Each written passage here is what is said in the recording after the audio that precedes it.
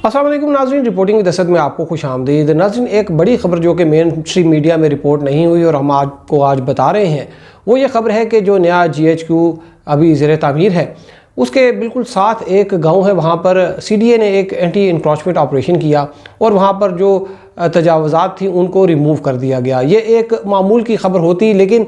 जो इसमें दिलचस्प बात वो ये है कि ये जो गाँव है जिस पर जो है वो CDA ने अभी ऑपरेशन किया है, वो जो उसके रिहायशी हैं उन्होंने जो GHQ जो अभी सेक्टर E10 में ज़ेर तामीर है उसकी तजावज़ात के ख़िलाफ़ इस्लामाबाद हाई कोर्ट में पिटीशन फ़ाइल की थी। और उस पिटीशन में जो दरख्वास्त गुजार थे जहांगीर हुसैन शाह और उनके साथ दूसरे लोग थे, उन पर भी जो है वफाकी तरक्याती इदारे ने FIR जो हैं वो दर्ज करवा दी हैं। और इन FIR जो दर्ज हुई हैं उनमें जो दफ़ात लगाई गई हैं उसमें एक तो ताज़ीरात पाकिस्तान की दफ़ात है और उसके साथ साथ जो इंसदाद दहशतगर्दी एक्ट है उसके तहत भी जो है वो पर्चा दर्ज किया गया है। तो यानी कि इनके ऊपर जो है वो कार्य सरकार में मुदाखलत और उसके साथ साथ जो वहाँ पर लोग एंटी इंक्रोचमेंट ऑपरेशन का हिस्सा थे उनको सदोकोब करने जो है वो इंसदाद दहशतगर्दी की दफ़ात जो है वो लगाई गई हैं।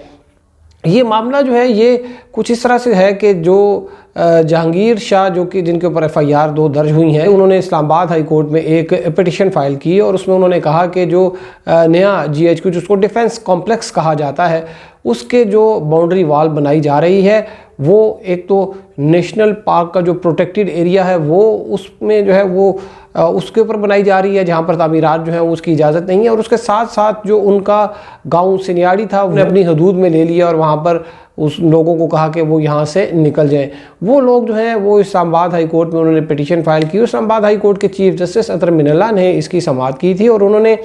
जब CDA से रिपोर्ट मांगी तो ये पता चला कि जो ये दीवार बनाई जा रही है ये गैर कानूनी है, ये तजावज़ात के ज़ुमरे में आती है। और फिर इस्लामाबाद हाई कोर्ट ने ये हुक्म दिया CDA को इस दीवार को गिरा दिया जाए और मज़ीद जो है वो यहाँ पर इसकी तामीर जो है वो भी रुकवा दी गई थी। लेकिन उसके बाद फिर जो जनवरी को इस केस की समाअत होनी थी, लेकिन फिर उसमें ये हुआ कि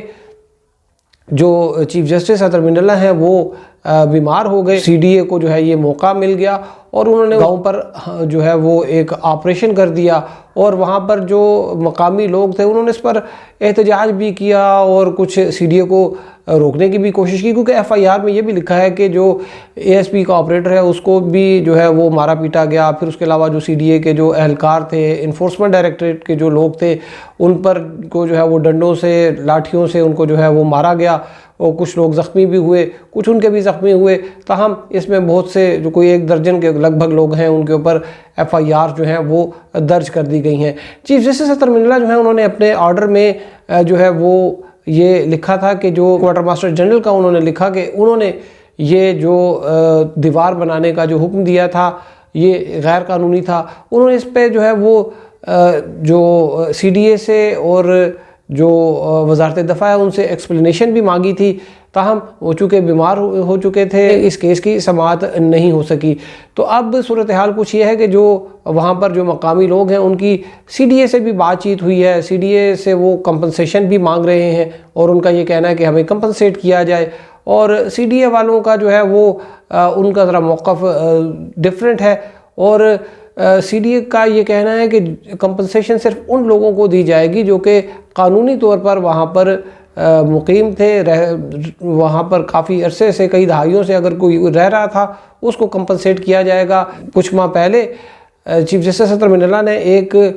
जो है वो ऑर्डर भी जारी किया था, एक डिसीजन दिया था जिसमें जो लैंड एक्विजिशन के हवाले से उन्होंने कुछ रहनुमा उसूल वज़ा किए थे। और जो वहाँ पर जो गांव है ये जहाँ पर अभी CDA ने एंटी इंक्रोचमेंट ऑपरेशन शुरू किया, वहाँ पर लोग जो हैं वो CDA को बार बार कह रहे थे कि इस्लामाबाद हाई कोर्ट का ऑर्डर है और आप इसमें हमारे ख़िलाफ़ एक्शन नहीं ले सकते। ताहम जो हमने वीडियोस भी देखी और वहाँ से मालूम भी किया तो इस तरह का कोई रिस्ट्रेनिंग ऑर्डर नहीं था उन लोगों के पास और ना ही CDA के पास कि जिसके तहत वहाँ पर अगर कोई तजावज़ात, गैर कानूनी तजावज़ात थी उनको ना गिराया जाता। तो अब जो वहाँ पर जो लोग रह रहे थे उसमें बाज़ ऐसे थे जो कि 50-50, 60-60 साल से जो इस्लामाबाद शहर बनने से पहले से वो वहाँ पर रह रहे थे, लेकिन तकरीबन 15-20 साल पहले जो है वहाँ पर काफ़ी ज़्यादा मज़ीद लोग भी जो है वो आकर सेटल हो गए। लैंड जो है वो एक्वायर इसकी जो है वो कई दहाइयों पहले हुई थी, उस वक्त ये लोग यहाँ पर मौजूद नहीं थे। तो अभी कोई इसमें कोई लिस्टें वगैरह बनी हुई हैं और उनको कंपनसेट जो है वो उसी हिसाब से किया जा रहा है। लेकिन ये जो अभी वाक़या हुआ और यहाँ पर काफ़ी लोग ज़ख्मी हुए, बहुत ज़्यादा तादाद में अगर आप देखें तो यहाँ पर पुलिस की जो है वो नफरी तैनात की गई और मशीनरी जो है हैवी मशीनरी जो है वो मंगवाई गई और रातों रात जो है वहाँ पर घरों का सफाया कर दिया गया। तो ये मामला जो है ये मीडिया में रिपोर्ट नहीं हुआ। अगर गैर कानूनी तजावुज़ात भी थी फिर भी रिपोर्ट होना चाहिए था, लेकिन इस मामले को इस वजह से दबा दिया गया कि क्योंकि ये जो मामला है ये एक बहुत बड़े जो है वो मामले के साथ नहीं था। तो अब इस केस की जो मज़ीद हेयरिंग जब होगी हम आपको फिर बताएंगे कि इसमें क्या हुआ। और इसके साथ साथ जो दूसरा एक अभी नेवी का भी एक मामला चल रहा है, उसमें रेजिडेंट्स जो हैं जो नेवल फार्म्स के जिसको इस्लामाबाद हाई कोर्ट ने गैर कानूनी करार दिया था, उन्होंने भी इस्लामाबाद हाई कोर्ट से रुजू कर लिया है और उनका ये कहना है कि जो इस्लामाबाद हाई कोर्ट का ऑर्डर है वो उनको बग़ैर सुने दिया गया। और उसमें उन्होंने ये कहा कि अगर ये इस बात को मंतक को मान लिया जाए कि जो आर्म फोर्सेस हैं उनके ज़रिए इदारे कोई रियल इस्टेट का कारोबार उस नहीं कर सकते या कोई अपने जो मेंबरान हैं उनके लिए कोई हाउसिंग स्कीम नहीं बना सकते, तो फिर इससे तो मुल्क भर में जितनी भी DHAs हैं, जितने भी जो ये फ़ज़ाइया की कॉलोनियाँ हैं या नेवी की हाउसिंग स्कीम्स हैं वो गैर कानूनी हो जाएंगी। और साथ साथ जो हॉस्पिटल जो स्कूल जो है वो बनाए हैं इन इदारों ने वो भी जो है उनको भी स्टेटस जो है वो गैर कानूनी हो जाएगा। तो अभी एक इंट्रा कोर्ट अपील जो है वो इस्लामाबाद हाई कोर्ट में फ़ाइल हुई है और आइंदा हफ्ते जो है वो उसकी समाअत होगी। आपको मज़ीद अपडेट करेंगे। अब तक के लिए इतना ही। हमारे साथ रहने का शुक्रिया। अल्लाह हाफिज़।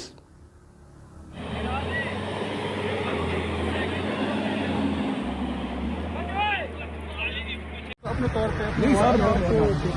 ये देखें जो PUPs रहती हैं on the basis of reward वो हम देंगे और वो आपका हक है वो हम देंगे। सर मेरी बात सुनिए ना, बोर्ड डिसीजन है ना आपका, मैं इसीलिए पूछ रहा हूँ कि आपने तो इसको फारिग कर दिया तो ठीक है, नहीं किया तो हम पीछे रखते हैं। देखिए मैं तो सिर्फ और सिर्फ जो आपको प्लॉट अगर नहीं है तो आज किस तरह आप इसको वायलेट कर सकते हैं, बोर्ड के डिसीजन को, अदालती आर्डर्स को, ये सारा आप वायलेट तो नहीं कर सकते हैं। बोर्ड ने कहा हुआ कि आप जो बैठे हो आप कहा है ना कि आपने लिस्ट बनाई है, आपने प्लॉट अलग आपके पास है, मेरे लिस्ट है, आपके पास नहीं है तो वो किसने जर्नली बनाई है, किसने इसमें साइन सर ये देखे ना दोनों। अच्छा चले मेरी बात सुनिए, जो 1000 आपने एक्सेप्ट किया मुझे पता था आप इस साइड पे हैं, ये जो 1000 प्लॉट आपने एक्सेप्ट किए हैं, ठीक है, बोल्ड आप अदारे का हिस्सा है, आप नहीं मेरी बात DCCT है, मैं बोर्ड की बात कर रहा हूँ सर, मेरी बात। अच्छा ये कोई लिस्ट तो आपने बनाई होगी ना जिसको इसमें आपने एडमिट किया, वो लिस्ट कहाँ पे आप बताएं ना, आप मुझे नहीं हमारे पास तो ये पड़ी हुई है। मेरा सर इस पे किसी नंबर का साइन है सर, ये एडमिट है, फाइनलाइज है, ये गायब करके जहाँ पे चली गई है, जहाँ जिन्होंने भेजा है ये ना कि अगर वो नहीं है कर्नल के पास भी पड़ी हुई है, जो आपने बनाई है वो कहाँ पर है? डायरेक्टर साहब मुझे ये बताएं, यहाँ पर आप फाइनलाइज कर रहे हैं चीज को, अच्छा इसमें छोड़ नहीं मानती, ये कहाँ पर ये लिस्ट? एक सेकंड फैसला देखिए।